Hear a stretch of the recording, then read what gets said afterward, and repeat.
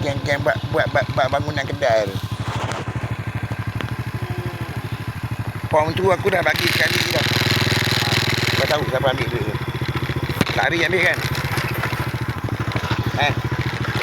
Pom tu aku yang luar dekat Jengka tu pun bagi buat bangunan kedai, bentuk kedai yang sama kan? Aku pun dah bagi duit kedai yang sama, ayah aku pun bagi yang sama. Berapa sepatutnya keluasan tu? 5 kali keluasan tu kan? Tapi kau tengok jadi macam mana? Adakah budak yang duduk dekat situ, melapuk dekat situ, dapat belanja, perbelanjaan kat situ?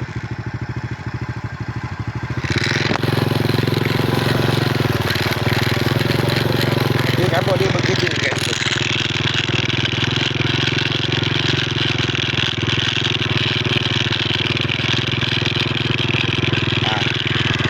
Balik!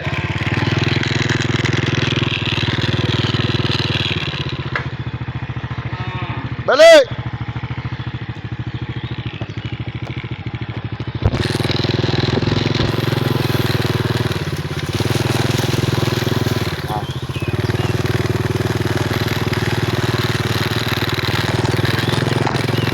Aku sini dah bagi tahu.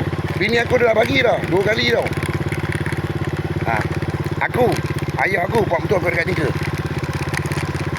Jadi macam mana? Jadi macam mana? Jadi macam mana? Yang mat wantih tu apa benda, geng-geng tu dia ambil duit mana gitu? Yang dia kena rompok aku apa benda dekat bank. Dekat bank tu sekali. Dekat main bank tu dia nak kena keluar aku kan duit tu.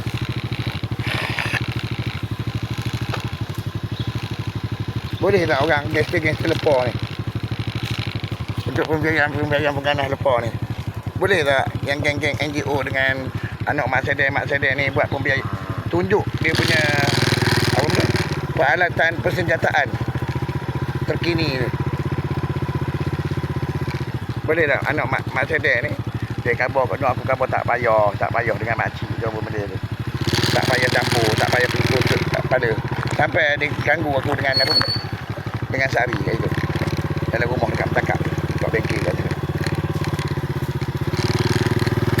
Dekat bengkel tu dalam masa setahun lebih